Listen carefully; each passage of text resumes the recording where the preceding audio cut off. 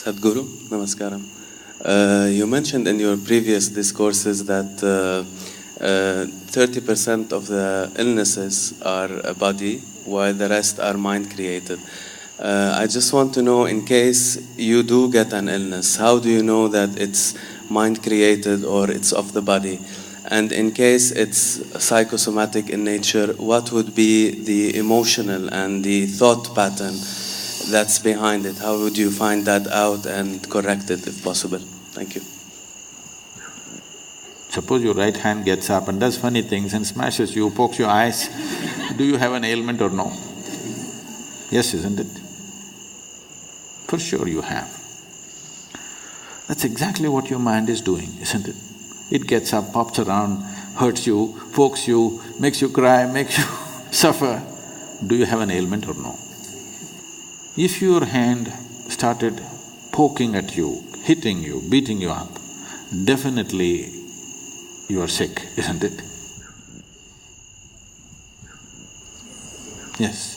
So if your thoughts and emotions are poking you, strangling you, torturing you every day, aren't you sick, I'm asking? By your own definition I'm going. So, because this sickness is on, it will manifest in so many ways in the physical body. There is no question anymore. Every thought, every reverberation on the level of the mind, depending upon the type of reverberation you create, the whole chemistry is going through a change. It's all been measured. Right now you sit here and think about tigers, you have one kind of chemistry, chemical changes happen.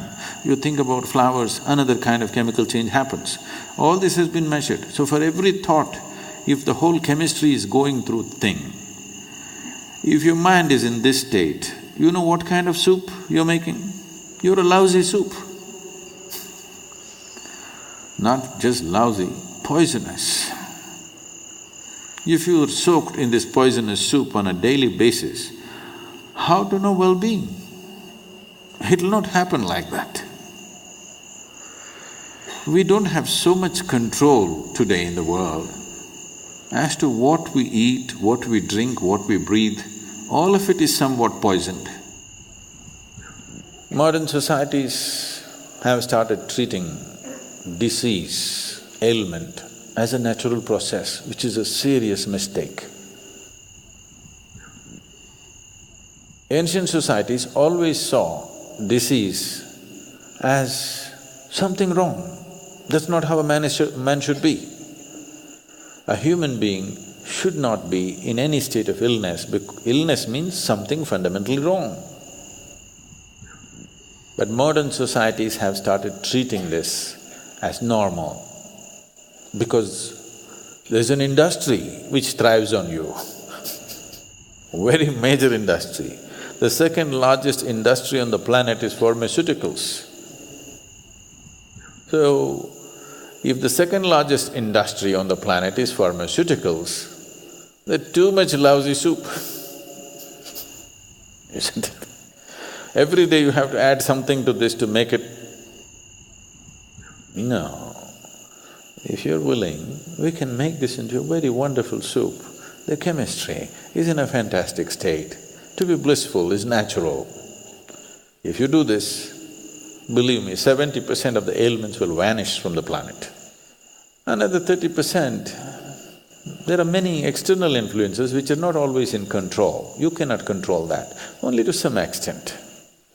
So, if you're constantly creating a nasty chemistry within you, how is life within you supposed to understand you're seeking well-being? How? It's just unfair.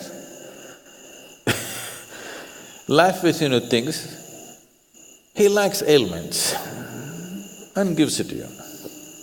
Yes?